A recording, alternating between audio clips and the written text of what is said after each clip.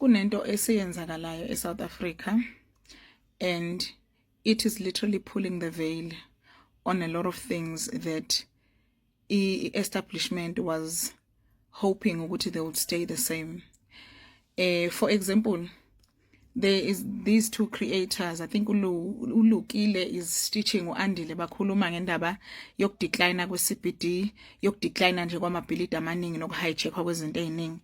I-topic abakhuluma ngayo reminds me of my video that I had made. Ngikhuluma ngendaba yokuthi we went from no blacks in certain areas, abantu abamnyama bafunakala lana, pass laws and all of that stuff, to everyone is welcome in South Africa, legal or not legal, documented or undocumented, everyone is welcome. Yini nase kungene abantu abamnyama in power, yini nase kungene abantu abamnyama now have the potential, the native South African now has a potential to earn and compete in these areas. We might as well make a competition 10 times harder than more for them. But yonke lento lena ingitshela into eyodwa. One thing, our democracy, in the foundations of it, democracy yethu led by the ANC was meant to fail, was designed to fail, so that kuzothiwa yini, black leaders are incompetent. And it's so sad ukubona unokwazi ukuthi there are actually kids who have grown up with that rhetoric, more especially abantwana abakhule befunde ezikoleni zabelungu. They tend to have self-esteem issues, labo bantwana, not all of them, but they tend to have self-esteem issues because why? Everywhere they look, they are looking at umhlaba from a white lens, siqale lapho. Two, everywhere they are looking, they see black leadership failing.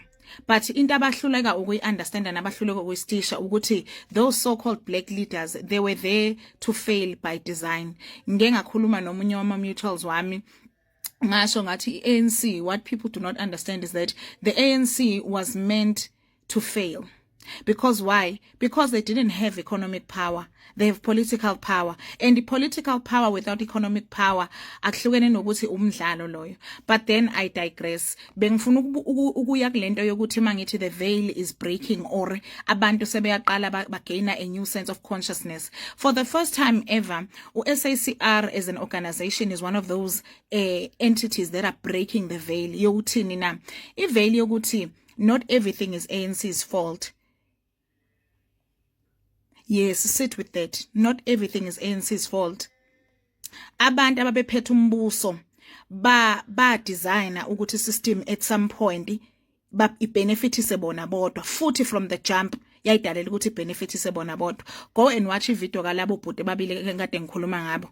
Go and watch leya video so that you can understand ukuthi iCBD went from indawo ehlala abantu abamhlophe to indawo ehlala abantu abamnyama bama foreigner strictly. Because why? The landlords ababe owner lezo indawo eCBD babe rent strictly to foreigners. You understand? So they were facilitating it, debilitating a system. Yonke into efailayo eSouth Africa is not completely ANC's fault. Vele ANC didn't own these systems to control them in the first place, because they gain political power. But into mungayi-own, awi-own. It's the landlord and the landowners abane right yokuthi basho ukuthi into ethile mina ngifuna isetshenziswe ubani. Same way ukungena ne-influx yama foreign eSouth Africa is not completely ANC's fault. Ngobani na right now they are petitioning ukuthi bafuna bona ezabaqashi ukuyiqashela ama foreign. You understand? So singakhomba sikubuke sikusho sikube kuningi, but ekugcineni kosuku the veil is lifting. We are all realizing ukuthi no, it's not completely ANC's fault. Laba abantu umshini akaze sebewuphathe in the first place, and akaze sebefune ukuthi abantu abamnyama beshare in the successful future or the potential successful future yase South Africa. And the SACR is one of those organizations that are pointing that out ukuthi uyazi ukuthi indaba sanika constitution efile. Uyazi ukuthi indaba these people are facilitating ukungena kwabantu aba-illegal la South Africa, because it's white employers that are doing that. We understand? They never wanted to employ the local people in the first place, but asibafuni labo sifuna bangaphandle so that we can pay them peanuts. I think everything is coming together, and yonke into ibuya iminwe yonke ibuyela ukupointa kuphi to the masters. They understand alone. But this is not a video that aims to say the ANC is completely faultless la. Hayi, siyabazi. Bafike badla baxosha imali emaphaketheni. But iqiniso lithi the masters are the ones abasethe up ukuthi sifike la. Ukukidnashwa kwe-CBD by illegal foreigners abelungu abavuma leyo nto ukuthi yenzeke. Yeah, understand? Ukudebilitate kwezinto abelungu abavumele ukuthi kwenzeka. Abantu bakithi thina bawona amanuku. But right now we are speaking a different politic. Uma sithi not everything is completely black leadership's fault. Abelungu isandla sabo siyabonakala kuye yonke into eyenzakala eSouth Africa. I hope ukuthi le video izolalelwa abantu abazoyizwa lento engishoyo ukuthi the veil is lifting ngoba the veil was black leaders being in the forefront kuthiwe yibona benza yonke. Kanti those black leaders nabo badonswa ngeintambo ukuze beoperate ngokwe status quo. Sani said the masters never really relinquished power. They never really set out for a successful South Africa. Akakaze beze besifisela ukuthi South Africa iphumelele. Empeleni ukudecline kwezwe kuyabajabulisa bona because it keeps our people in poverty so that bona as the masters they can gain ngokuthi bathole cheap labor even from us as the natives. Nibe nosuku oluhle. And yes, ngokwara 2-4 ntambama I'm going to be live on Ikwekwezi FM. Just for a brief discussion. Ngiyabonga. Sanibonani, ngithemba ukuthi niphilile. Ngiqeda ukubuka ama video engithegwe kubo. Ngithegwe nje kuma video amahle a smart, intelligent.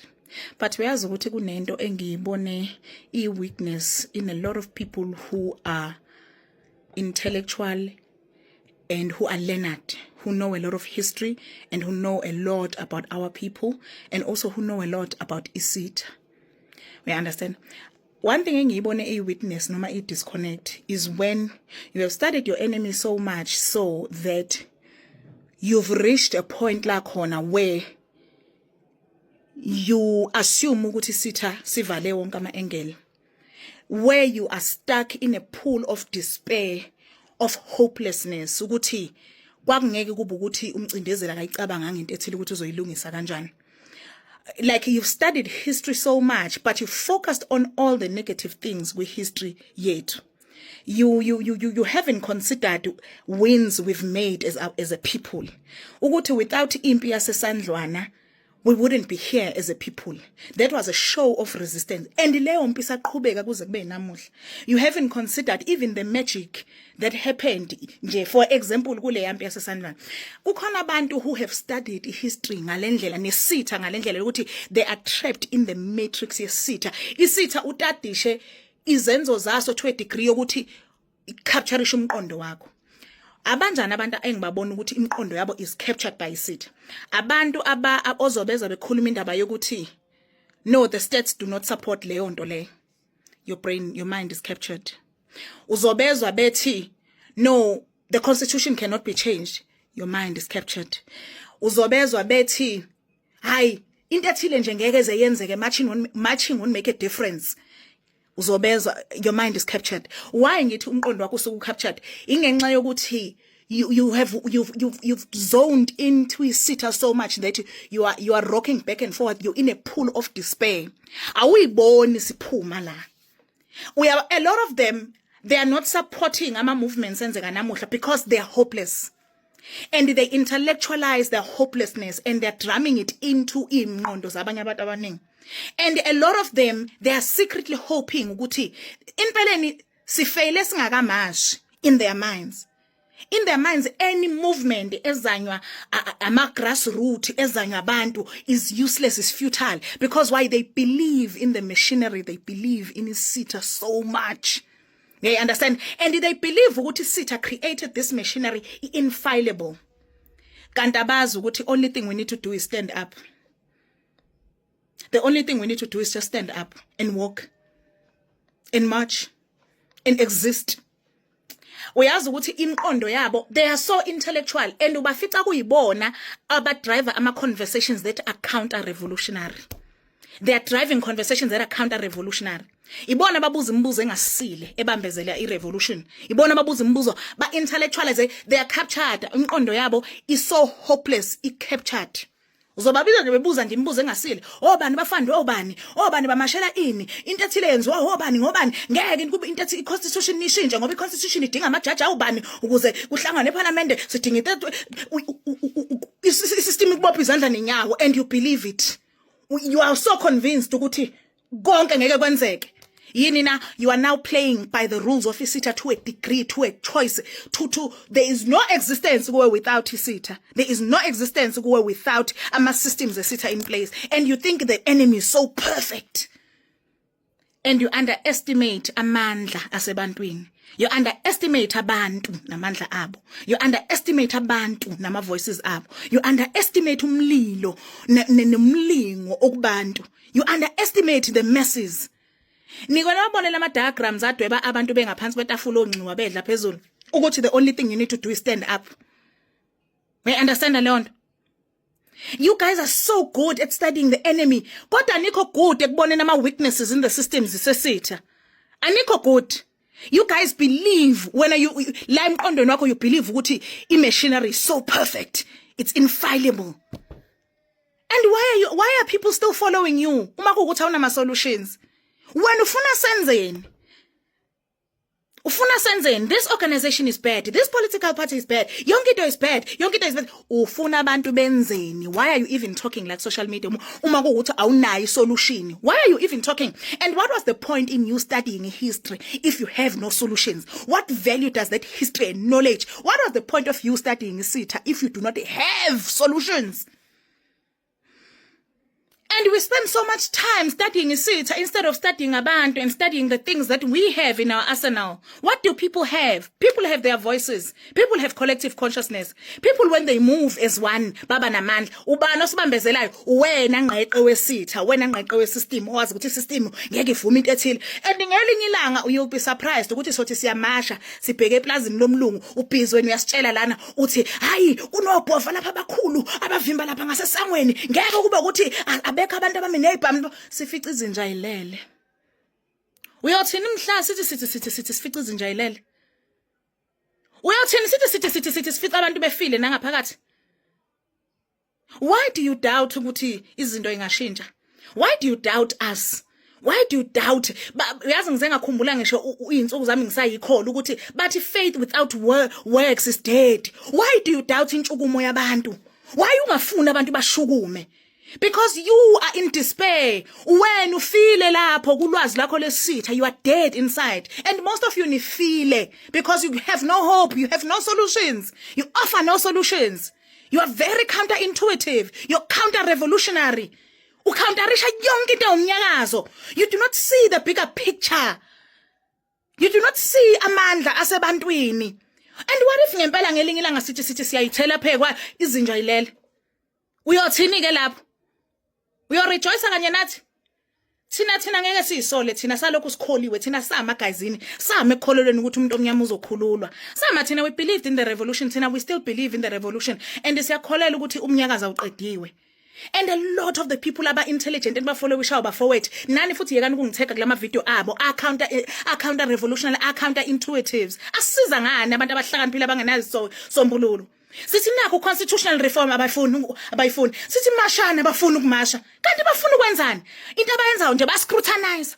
Why are they marching? How are they marching? Bayazuma. They are useless. Your intellectual friends, people you follow here, they're useless. They don't believe in you. They are making you doubt yourself as well. They've worshipped isitha to a degree ukuthi bayakhehleka bawohloka in front of the machinery. They worship the system laba bantu. They are afraid. Banovalo, bamagwala. And some of them are holding on to the mini luxuries of impilo abayiphilayo.